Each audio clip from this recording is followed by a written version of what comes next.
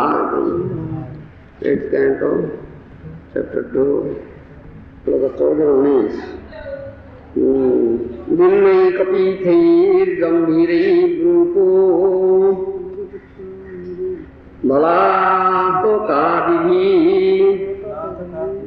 Tasmin sarasu vipulam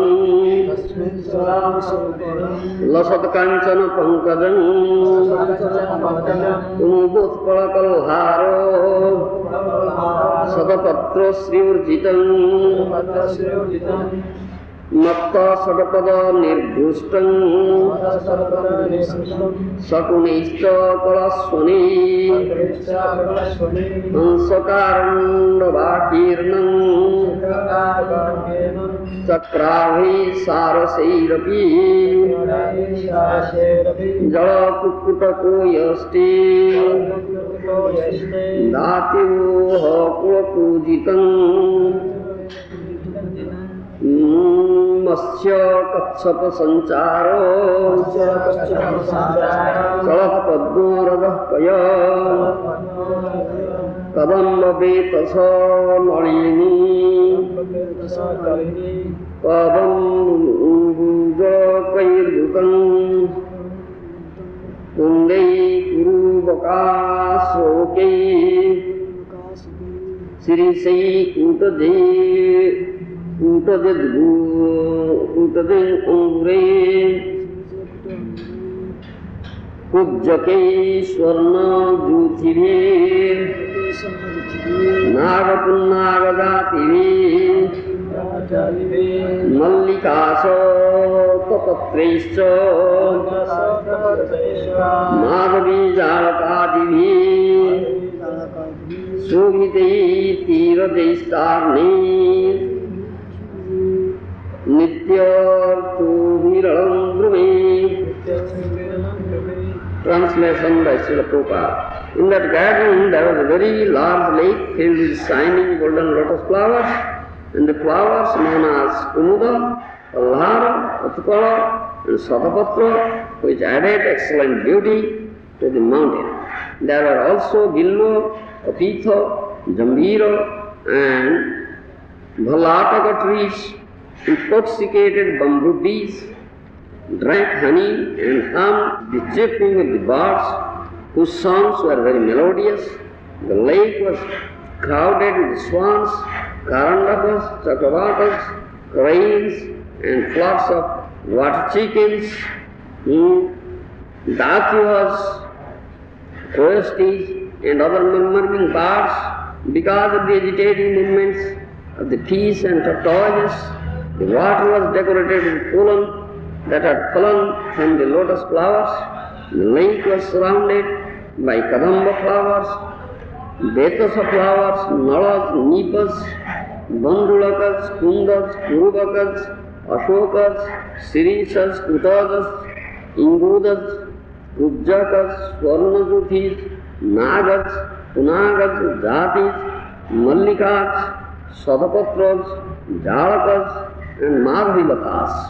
The banks were also abundantly adorned with varieties of trees that yielded flowers and fruits in all seasons. Purport by Srila Prabhupada. Paramadhya Gurudev Sri Srimati Sri Bhaktivedanta Swami Prabhupada Maharaj କହୁଛନ୍ତି ଯେ ଏହି ବର୍ଣ୍ଣନା ଯାହା ଦିଆଯାଉଛି ଶ୍ରୀମଦ ଭାଗବତରେ ସେଥିରୁ ଆମେ ବିଶଦ ବର୍ଣ୍ଣନା ଦିଆଯାଇଛି। ସେଥିରେ କୂଟ ପର୍ବତରେ କିପରି ବିଭିନ୍ନ ପ୍ରକାର ସରୋବର ହ୍ରଦ ନଦୀ ମାନ ରହିଛି, ଆଉ ସେ ବିଷୟ ଆମେ ଯେତେବେଳେ ବର୍ଣ୍ଣନା ଶ୍ରବଣ କରୁଛେ ଜାଣୁଛେ କେତେ ଚମତ୍କାର ବୋଲି ଆମେ ଜାଣିପାରିବା। ଅନ୍ୟ ଲୋକମାନଙ୍କରେ ମଧ୍ୟ ଏପରି ବହୁ ବିଚିତ୍ର ପ୍ରକାର ଦୃଶ୍ୟ ନଦୀ ହ୍ରଦମାନ ରହିଛି। ଉଦାହରଣ ସ୍ୱରୂପ ଆମମାନେ କଥା ବୁଝିପାରିବା ଯେ ଭିନ୍ନ ଭିନ୍ନ ପ୍ରକାର ଯାହା କହନ୍ତି ଆମର ଯେଉଁ 84 ଲକ୍ଷ ଜୀବଜନି ଅଛି,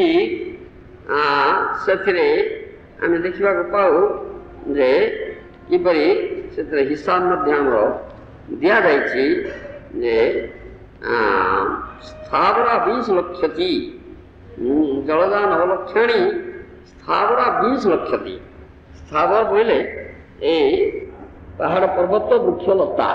ये स्थावर भितर जाऊँ 20 लक्ष 20 लक्ष प्रकार अच्छा से कथा शास्त्र रे कहा जाए and not all of them are exhibited in the art. ये 20 लक्ष प्रकार जे स्थावर अच्छी 20 लक्ष प्रकार वृक्षलता पहाड़ पर्वत अच्छी भूपृष्ठ अच्छी नुहे अपर प्लानेटरी सिस्टम उच्च उच्च लोक रही श्रीमद भागवतम रे यार सब वर्णना दि जाऊँगी total knowledge of the universe ब्रह्मांड सब वर्णना दि जाऊँगी केवल श्रीमद भागवत ये भौतिक ब्रह्मांड वर्णना चिंता नुहे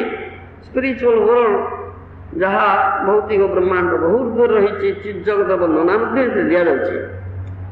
से श्रीमद भागवत जो वर्णना कहा कहुए अमल प्रमाण विशुद्ध प्रमाणमूलक ग्रंथ भूभटका किसी ना उभय प्राकृत जगतर वर्णना दि जाऊँगी कथा कह जाऊँगी जड़ वैज्ञानिक मैंने जो चेष्टा कर ग्रह ग्रहांतर यात्रा करने जो चेष्टा होता ये भूपृष्ठ पृथ्वी पृष्ठ जीवे चंद्रलोक को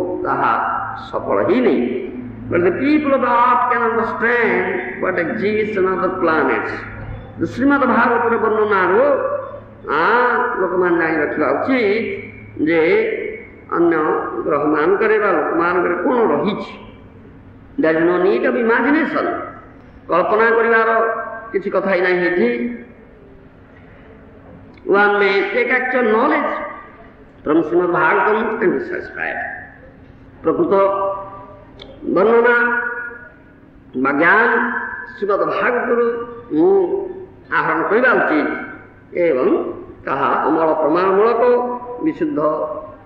प्रमाणमूलक कथा भूलभटका नहीं से भाव में ग्रहण करने पड़ो यह कपल कल्पित वस्तु नुहे इमेजिनेटिव कपल कल्पित वस्तु नुहे ये फैक्ट ये प्रकृत सत्य वस्तु सत्य कथा विशुद्ध प्रमाणमूलक कथा आम जो प्रमाण चतुष्टय अच्छी अनुमान प्रत्यक्ष ऐतिह्य श्रुति प्रमाण तद मध्य प्रमाण मध्य श्रुति प्रमाण प्रधान वैदिक एविडेंस वैदिक प्रमाण वेद प्रमाण हूँ मुख्य प्रमाण प्रधान प्रमाण अन्य जो प्रमाण अनुमान प्रमाण ऐतिह्य प्रमाण प्रत्यक्ष प्रमाण से आस्था स्थापन कर से प्रमाण जदि श्रुति प्रमाण द्वारा स्वीकृत न हो श्रुति प्रमाण द्वारा स्वीकृत न हेले आम आस्था स्थापन कर कारण नाना लोक नाना प्रकार अनुमान हम कौन से निर्दिष्ट स्थिर हो पारना ऐतिह्य प्रमाण इतिहास प्रमाण मुंडे निष्ठियन प्राकृत ऐतिहासिक गुण नाना समय नाना प्रकार कथा ही कहते परिवर्तन कर कथा सठिकता नहीं प्रत्यक्ष प्रमाण बद्ध जीवर प्रत्यक्षीभूत करुच्ची इंद्रिय मान साहाଯ୍य जो ज्ञान आहरण करुच्ची से कथा आम बारंबार कहूचे ताहा विशुद्ध ज्ञान नुहे जेहेतु बद्ध जीवर इंद्रिय गुड़िक हूँ दोषयुक्त इंद्रिय दोषमुक्त नुहे परफेक्ट सेंसेस नुहे तेणु ता साहाଯ୍य आहूत ज्ञान विशुद्ध ज्ञान नुहे इम्परफेक्ट नॉलेज इंग्रेजी कहवा से आम आस्था स्थापन करना जो माने मुक्त जीव महात्मा महापुरुष जो माने बद्ध जीव नुहति जो मान दोष चतुष्टय नहीं ब्रह्म प्रमाद विप्रलिप्सा करण पाठव जो तो दोष चतुष्टय जो माने मुक्त महाजन महात्मा महाजन से माने जहाँ कहते विशेषकर श्रीमद भागवत प्रमाणमूलक ग्रंथ वेदांत सार जहाँ दि जाऊँगी ग्रहण करना उचित कारण ए जहाँ दि जाऊँगी विशुद्ध प्रमाणमूलक कथा भूल भटका किसी ना आर्य विज्ञ वाक्य ना दोष चतुष्ट आर्यविज्ञ व्यक्ति मुक्त व्यक्ति कथार दोष चतुष्ट नहीं ब्रह्म प्रमाद विप्लविषा करुणा पाप चारि दोष अच्छी से दोष चतुष्ट नहीं विशुद्ध विशुद्ध प्रमाण मूलक कथा आ ठिकाना कथा बद्ध जीव जेड़े बड़ होना कहीं ये भौतिक जगत रे जेड़े उच्च पदवी अधिकार करुना कहीं जेड़े विख्यात व प्रसिद्ध व्यक्ति होना कहीं तार कथारे ये चारोटी दोष रही से बद्ध जीव चार्टा दोष रही भ्रम प्रमाद विप्रलिप्सा करुणा पाठव ये चारि दोष रही से निश्चय भूल कर भ्रम प्रमाद माया मोहित हम एवं विप्रलिप्सा अन्य को ठकिब करुणा पाठव दोषयुक्त इंद्रिय ये तो दोष रही तेणु दोषयुक्त व्यक्ति किपरि शुद्ध कथा निर्भूल कथा किपरि कहि पारिब ना तार सब दोषयुक्त से आर्यविज्ञ वाक्य महाजन साधु महाजन जहाँ कहते आमे ग्रहण करवा ये हूँ आम कथा सुखदेव गोस्वामी वर्णना दौरान द्वादश महाजन अच्छा स्वयंभु नारद शंभु बोलो हाँ कुमार कपिल मनु प्रहलाद जनक भीष्म बलिर बयासकी सुखदेव गोस्वामी बलिर बयासकी जमराज ये द्वादश महाजन जहाँ कहते कथा को हमको मानवा आओ द्वादश महाजन परंपरा अनुसरण महाजन परंपरा अच्छी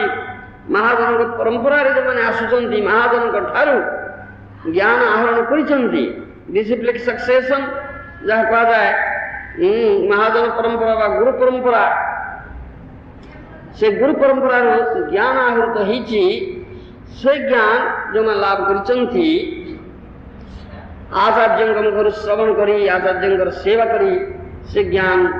लाभ कर जो माने से महाजन तेणु से कथा तो आमको ग्रहण करने महाजन जी कह से सत्य मानी ये कथा ताते छय दर्शन तत्व नहीं जानी महाजन जी कहे से सत्य मानी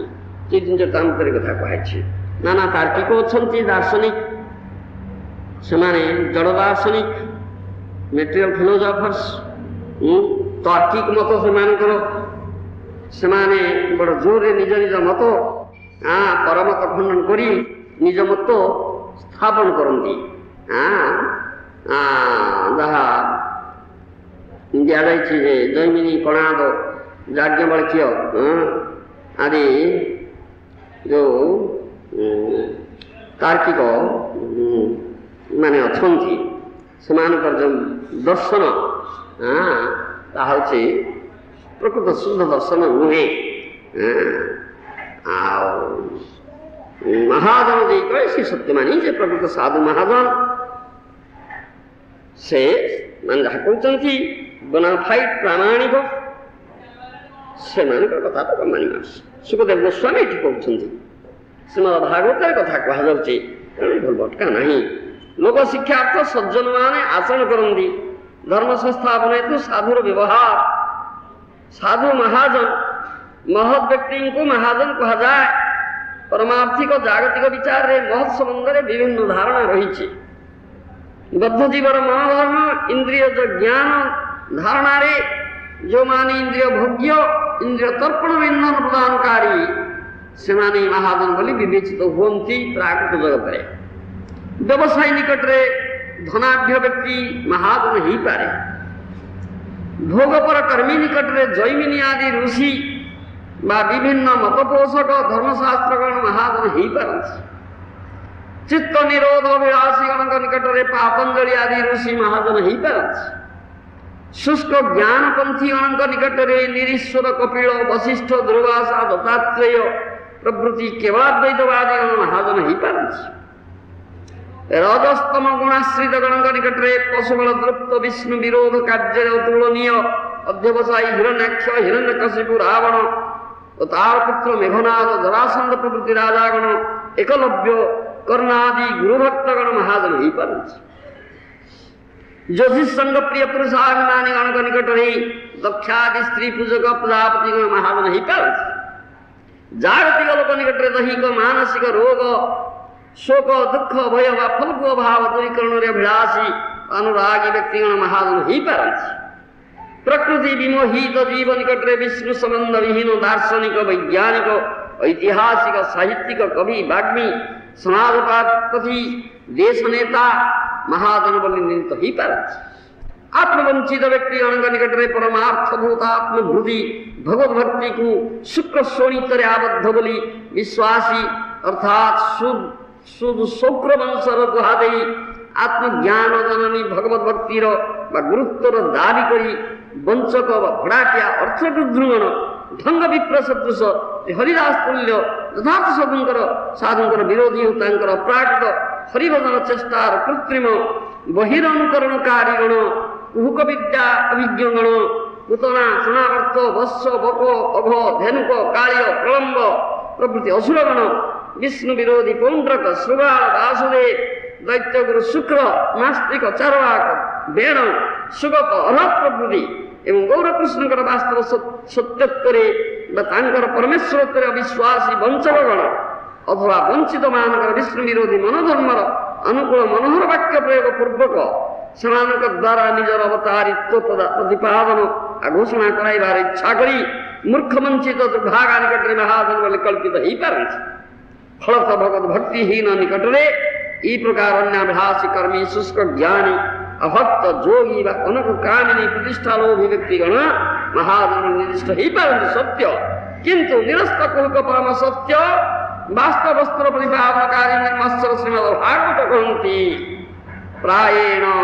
वेद तदिदं न महाजनयं दिव्या विमोहितो मतिर्बत मायया सज्जां जड़ीकृत मतिर्मधु पुष्पितायां वैतानिके महति कर्मणि जुज्यमानः ए भागवत प्रमाण महाजन संबंध जगत में जो सब कर्मी महाजन प्रख्यात से सब धर्म भक्तगण भगवत भक्ति महात्मा जानती ना सेमानकर बुद्धि त्रिगुणमयी वैष्णवी माया द्वारा विमोहित ताई सेमानकर वैकुंठ भगवत भक्ति को अनादर करी प्रकृति उपासनामूलक विस्तार षडयज्ञ संबंधी कर्मकांड रे नियुक्त माया जाल रे आबद्ध एस महाजनकर मति रुक्साम यजुर्वेदर आपात रमणीय मधुर अर्थवाद वाक्य रे जड़ीकृत एमाने प्राकृत लोक धारणा रे महाजन बोली कल्पित हेले सुद्धा पुरुषोत्तम श्री भगवान नित्य सेवा बुद्धि युक्त नुहंती जगत लोक कर्म वीर बोली परिचित ही पारंती धर्म वीर बोली सम्मान पाई पारंती ज्ञान वीर बोली प्रतिष्ठा लाभ करी पारंती वैराग्य त्याग आदर्श बोली पूजित ही पारंती किंतु श्रीमद् भागवत कहन्ति निहदत कर्म धर्माय विरागाय कल्पते न तीर्थ पाद सेवाई जीवन जीवनपि मृत ही सा यही जगत में जो कर्म वीर धर्म निमित्त कर्म न करे जो धर्म वीर विराग निमित्त धर्म न करे जो त्याग वीर श्री विष्णु प्रीत्यर्थे भोग त्याग न करे से व्यक्ति जीवन मृत वस्तु हरि तोषण नाम ही सेवा पुणी जो कर्म जो धर्म जो त्याग श्रीकृष्ण कौन प्रीति संबंध नहीं ताहा देशर सेवा दशर सेवा समाजर सेवा स्वग्रवंश जातिगत अदैव वर्णाश्रमर सेवा दरिद्र सेवा रोगीर सेवा निर्धनर सेवा धनवानर सेवा स्त्री जातिर सेवा नाना देव सेवा प्रवृत्ति श्रेष्ठ गुण संपद प्रात स्मरणीय कार्य नाम जगत हेले सुद्धा ताहा प्रकृत पक्षीय इंद्रिय तोषण भोग जगतर दुर्भाग्य जीव निकटरे प्रकार इंद्रिय पोषण इंधन प्रदान करता व्यक्तिगण ये प्रकार इंद्रिय तर्पण पोषक वक्ता प्रचारक व शास्त्रकार गण ही महाजन बोली ख्यात होचंती प्रकृति आश्रित बुद्धियुक्त बाह्य जगत दर्शनकारी इंद्रिय दास भवरोगग्रस्त जीव आहार विकृत बुद्धि द्वारा प्रकृत महाजन को बुझी पारे नहीं व चिन्ह पारे ना कारण बुद्धि श्रद्धा भ्रमादि चारोटी दोष युक्त ଅନାଦି କାଳରୁ ରକ୍ତ ମାଂସ ଶୁକ୍ର ଆଦି ସପ୍ତଧାତୁ ବିଶିଷ୍ଟ ଗୁଣ ପରେ ଆତ୍ମବୁଦ୍ଧି ରୁଚି ବିଶିଷ୍ଟ ବ୍ୟକ୍ତିଗଣ ଗଡ୍ଡଳିକା ସ୍ରୋତ ନ୍ୟାୟ ଅକ୍ଷର ଜ୍ଞାନ ସ୍ରୋତରେ ଭାସି ଯାଉଛନ୍ତି। এই প্রকার প্রাকৃত সহজিয়া সম্প্রদায়ের কেই কেই মাধবেন্দ্র পুরীপাদঙ্কর ন্যায় মহাজনଙ୍କ ପାଖରେ ଅନାଦର କରି ମହାଜନ ଚରଣରେ ଅପରାଧ ସଞ୍ଚୟ କରି ମହାଜନକୁ ଅନୁଦାର ପଦ୍ଧତି ନାମରେ ଅଭିହିତ କରି ନିଜର ଅସୁବିଧା ନିଜେ ବରଣ କରି ନେଇଛନ୍ତି। କେହି କେହି ମଧ୍ୟ ତାଙ୍କର ଇନ୍ଦ୍ରିୟ ତର୍ପଣ ମୂଳା ଧାରଣା ଅନୁଯାୟୀ କଳ୍ପିତ ମହାଜନ ସୃଷ୍ଟି କରି ବ୍ୟଭିଚାର ଲମ୍ପଟ୍ୟ ଲାଭ ପୂଜା ପ୍ରତିଷ୍ଠା ଉଟିନାଟି ଜୀବ ହିଂସା ପ୍ରଭୃତି ଅସଂଖ୍ୟ ଅପରାଧଜନକ କାର୍ଯ୍ୟରେ ଲିପ୍ତ ହୋଇପଡ଼ିଛନ୍ତି। ବାସ୍ତବ ପକ୍ଷରେ ପ୍ରକୃତ ମହାଜନ ନିର୍ଣ୍ଣିତ ନହେଲେ ଜୀବର କୌଣସି ଚେଷ୍ଟା ଫଳ ସୁଫଳ ପ୍ରଦ ହୋଇପାରିବ ନାହିଁ। ମହାଜନଙ୍କର ସ୍ୱରୂପ ନିର୍ଣ୍ଣୟ ବିଷୟରେ ଚୈତନ୍ୟ ଚରିତାମୃତରେ କୁହାଯାଇଛି, ପରମ କାରଣ ଈଶ୍ୱରେ କେହ ନାହିଁ ମାନେ ସ୍ୱ ମତସ୍ଥାବେ ପରମ ପର ଖଣ୍ଡନେ ତାতে ଛୟ ଦର୍ଶନ হইতে তত্ত্ব নাহি জানি মহাজন যেই কয় সেই সত্য মানি। শ্রীকৃষ্ণ চৈতন্যের বাণী অমৃতের ধার কেহ যে কহে বস্তু সেই তত্ত্ব সার। অর্থাৎ সাংখ্য পাতঞ্জলি আদি দর্শনকার কেহি ହେଲେ ପ୍ରକୃତ ପକ୍ଷରେ ବିଷ୍ଣୁଙ୍କୁ ପରମେଶ୍ୱର ବୋଲି ମାନନ୍ତି ନା। ଗୋଟିଏ କଥାରେ ସେମାନେ ସମସ୍ତେ ପ୍ରଚ୍ଛନ୍ନ ବା ଅପ୍ରଚ୍ଛନ୍ନ ନାସ୍ତିକ। କେହି ହେଲେ ଆସ୍ତିକ ନୁହନ୍ତି। ସେମାନେ କେବଳ ନିଜ ନିଜ ମତବାଦର ବାହାଦୁରୀ ପ୍ରଦର୍ଶନ କରିବା ନିମିତ୍ତ ତର୍କ ଦ୍ୱାରା ପରମତ ଖଣ୍ଡନ ସ୍ୱ ମତବାଦ ସ୍ଥାପନ ଚେଷ୍ଟା କରିଛନ୍ତି ମାତ୍ର। ସୁତରାଂ ଏସବୁ ଶାସ୍ତ୍ର ଉପଦେଷ୍ଟା ଗଣ ଜଗତରେ ମହାଜନ ପରିଚିତ ହେଲେ ସୁଦ୍ଧା ବସ୍ତୁ ସେମାନେ ମହାଜନ ନୁହନ୍ତି। ସେମାନେ ଅତ୍ୟନ୍ତ ସଂକୀର୍ଣ୍ଣ ଓ ଅନୁଦାର। ଏ କଥା କୁହାଯାଉଛି ଶ୍ରୀମଦ ଭାଗବତରେ ଯେଉଁ ଦ୍ୱାଦଶ ମହାଜନଙ୍କର କଥା ଉଲ୍ଲେଖ କରାଯାଇଛି ତାକୁ ଭଲ ଭାବରେ ଆମକୁ ବୁଝିବା ପାଇଁ ପଡ଼ିବ। କଳି ଯୁଗରେ ଭଗବତ ଭକ୍ତି ପ୍ରଚାରକ ଶୁଦ୍ଧ ବୈଷ୍ଣବ ସମ୍ପ୍ରଦାୟର 4 ଜଣ ଆଚାର୍ଯ୍ୟ ହେଉଛନ୍ତି ମହାଜନ। ଆମ ସମ୍ପ୍ରଦାୟର ଗୌଡ଼ୀଶ୍ୱର ଦାମୋଦର ସ୍ୱରୂପ ହିଁ ମୂଳ ମହାଜନ। ତାଙ୍କର ଅଭିନ୍ନ କଳେବର ପରମ ତତ୍ତ୍ୱ ଗୌର ସୁନ୍ଦରଙ୍କର ପ୍ରିୟତମ ରୂପ ସନାତନ ରୂପାନୁଗ ସାଧୁ ଜନଗଣ ସମସ୍ତେ ମହାଜନ। ବିଷ୍ଣୁ ସ୍ୱାମୀଙ୍କର ଅନୁଗତ ଶୁଦ୍ଧାଦ୍ୱୈତବାଦୀ ଶ୍ରୀଧର ସ୍ୱାମୀ ମଧ୍ୟ ମହାଜନ। ଚଣ୍ଡୀଦାସ ବିଦ୍ୟାପତି ଜୟଦେବ ଏମାନେ ସମସ୍ତେ ମହାଜନ। କିନ୍ତୁ ଯେଉଁମାନେ ଏ ସମସ୍ତ ମହାଜନଙ୍କ ଠାରେ ଭୋଗବୁଦ୍ଧି ବିଶିଷ୍ଟ ହୋଇ ଅର୍ଥାତ୍ ଏମାନଙ୍କର ସେବା କରିବା ପରିବର୍ତ୍ତେ ଏମାନଙ୍କୁ ତୁଚ୍ଛ ସ୍ୱାର୍ଥ ସିଦ୍ଧିର ଯନ୍ତ୍ର ରୂପରେ ମାପି ନେଇ ବା ଗୁରୁଙ୍କ ଉପରେ ଗୁରୁଗିରି କରିବାରେ ଧାଆନ୍ତି, ସେ ସମସ୍ତ ଦୁର୍ଭାଗା ବ୍ୟକ୍ତି ଏସବୁ ମହାଜନଙ୍କ ଠାରୁ ବହୁତ ଦୂରରେ ଅବସ୍ଥିତ। ଇନ୍ଦ୍ରିୟ ତର୍ପଣ ବା ମାୟା ଦାସ୍ୟ ହିଁ ସେମାନଙ୍କ ନିକଟରେ କଳ୍ପିତ ମହାଜନ ମାନଙ୍କର ମୂର୍ତ୍ତି ନେଇ ଉପସ୍ଥିତ ହୁଏ ଏବଂ ସେମାନଙ୍କୁ ଛଳନା କରି ସେମାନଙ୍କର ଇନ୍ଦ୍ରିୟମାନଙ୍କୁ ପ୍ରକୃତ ସତ୍ୟପଥରୁ ଆବୃତ କରି ବିକ୍ଷିପ୍ତ କରେ। ସୁତରାଂ ଶୁଦ୍ଧ ଭଗବତ ଭକ୍ତଙ୍କର ଚେଷ୍ଟା କେବେ ହେଲେ ସେମାନଙ୍କର ପ୍ରାକୃତ ବୁଦ୍ଧିର ଧାରଣାରେ ଧାରଣାର ବିଷୟ ହୁଏ ନା। ସେଥିପାଇଁ ପ୍ରକୃତ ମହାଜନ ଯଦି ନିର୍ଣ୍ଣିତ ନ ହବ ତାହେଲେ ଏ କଥା ଆମେ ବୁଝିପାରିବା ନା। ପ୍ରକୃତ ମହାଜନକୁ ଆମକୁ ଜାଣିବା ପାଇଁ ପଡ଼ିବ। ତାହେଲେ ଆମେ ବିଶ୍ୱାସ କରିବା, ନହେଲେ ଏସବୁ କାଳ୍ପନିକ ଫିକ୍ଟିଟିୟସ୍ କଳ୍ପନା ପ୍ରସୂତ କଥା ବୋଲି